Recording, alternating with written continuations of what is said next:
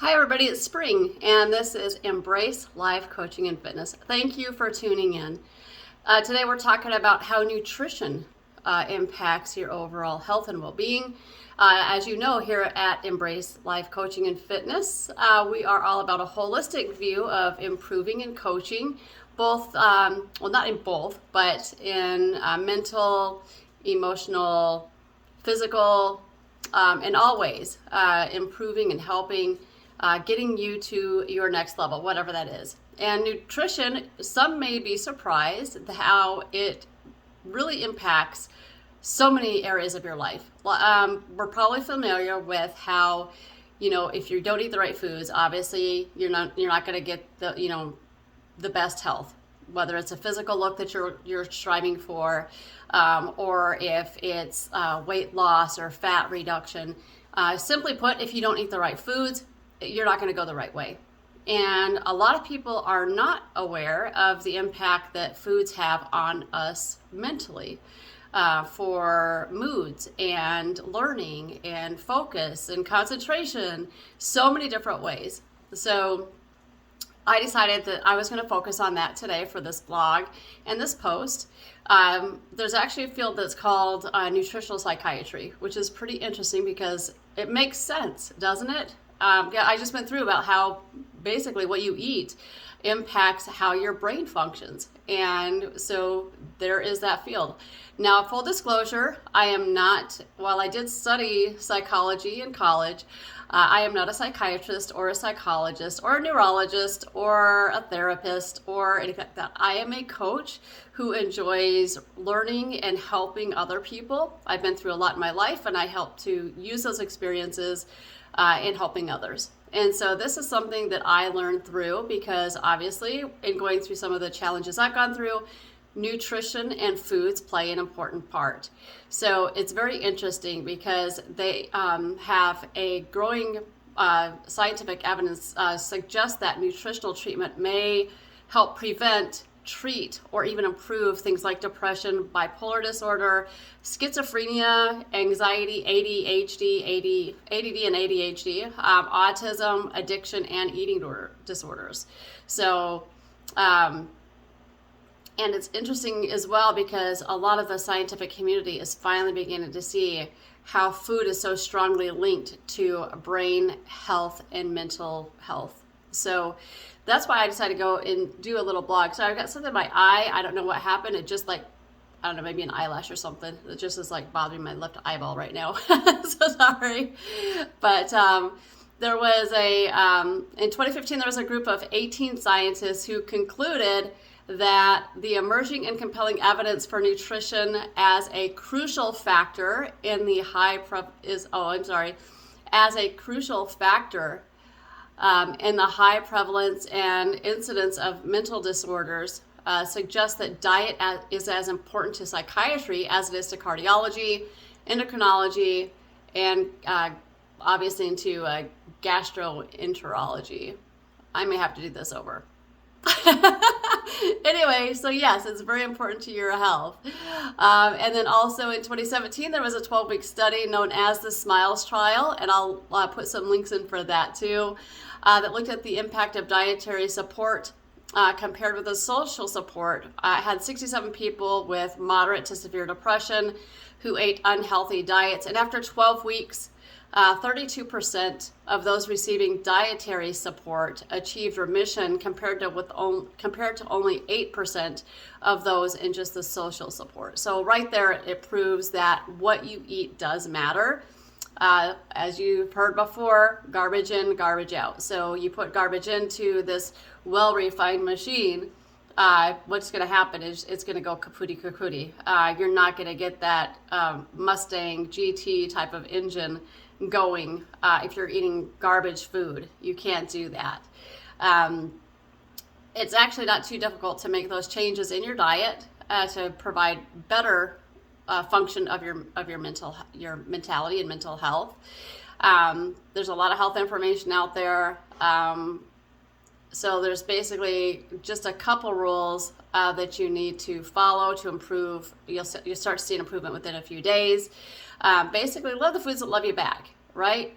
Try to eat whole foods. Stay away from processed foods. They talk about how a lot of people like those red hot Cheetos. Again, my eye is bothering me. I'm sorry. They talk about the red hot Cheetos. They're filled with pro-inflammatory vegetable oils, sugar that promote brain aging, and MSG, and the red dye number 40, which can worsen your ADD, ADHD symptoms, and can also cause what they call mind storms. You also want to make sure that you're getting the best quality of calories in. I'm so sorry. You have to get the best quality calories in, and not too many of those. So, for instance, you could have a plate of vegetables and lean meats if you eat meats, or high proteins, and those calories, you could have like 1,400 calories for that. Versus if you look at like a Snickers bar, look at the calories on that. That's high quantity, low quality calories in a Snickers bar. As much as my heart goes for Snickers bars, here we go. Higher quality versus higher quantity. Better quality out there. Also, yes, you need to hydrate. We talk about hydration. Your body is 80% water. Your brain is at least 80% water. And you need to have water, but also some of those drinks that are out there can negatively impact your moods. They can, if you even get mildly dehydrated through like some of the energy drinks, they are known to dehydrate you. But if you get mildly dehydrated, you can feel more anxious, more tense. You can get depressed. You might have heard of being hangry. That, of course, is because you're not eating right. But you can also get angry moods if you don't have enough liquids in your intake. So make sure that you're doing that. It can really get at your energy levels also if you don't drink enough water. So make sure that you do drink water. Your ability to concentrate goes down the tubes. So skip the high calorie, the coffee concoctions, Starbucks and all that other stuff, sodas and high sugar, fake sugar fruit juices. So the ones that you buy in concentrate at the store, not so great for you, versus if you go to like a juice place and they squeeze the juices for you right there, that's going to be a better calorie for you, a better nutrition intake for you, going to make your brain work better. I mentioned the protein. You need to have protein in every meal. It balances out your blood sugar. For more stable moods, keeps cravings away. So that's something as well. You might find that come around 2 or 3 o'clock, you might get like this big craving to come through. A good high quality protein drink could help alleviate that. Do it in advance so you're not just like getting all icky with it. And then cook and eat with high quality fats. So a lot of people are just thinking like they automatically think to fats as being a bad thing, and that's so untrue. You need fats for body and brain function, concentration. 60% of the solid weight of your brain is fat. Did you know that? Low fat diets are not good for your brain. Focus on the healthy fats, such as like the avocados, nuts, seeds, things that are sustainable. Clean fish.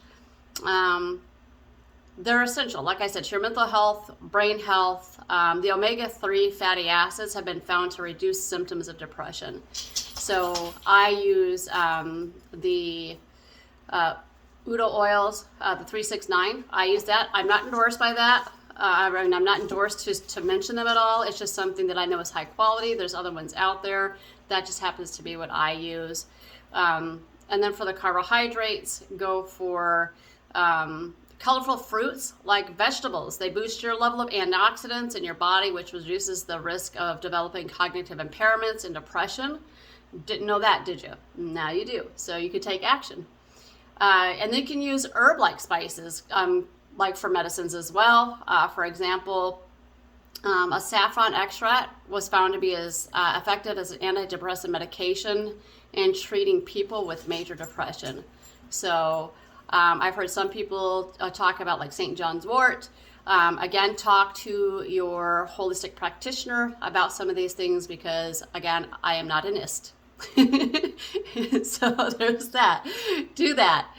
Make your food as clean as possible. Eliminate those artificial sweeteners, colors, preservatives, anything that's found in plastic containers. Not really that great for you. Not great for you. Get the stuff that you go into the produce and you get it out of the basket. That's going to be your best. Those are the things that you're looking for. Fruits, vegetables, nuts, the fats, they're all in the produce section. You can find those there. And if you struggle with your brain health or physical issue, eliminate the potential allergies, go to a doctor, go to an allergen, get tested, find out what's going on with your body.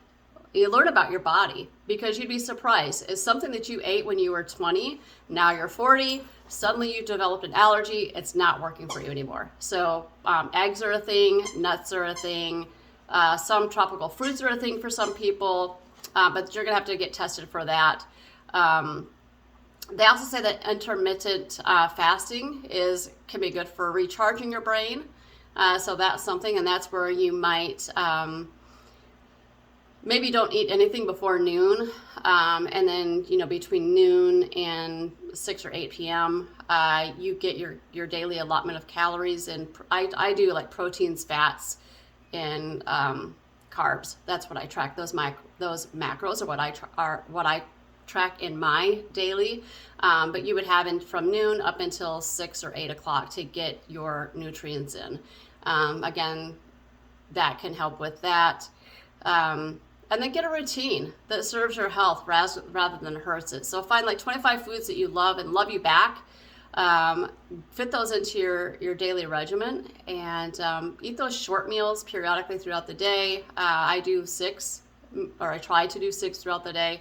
A meal, a snack, a meal, a snack, a meal, and then a snack. And then I get my water in. Get my supplements in for my vitamins, because the food isn't as nutrient dense as it used to be.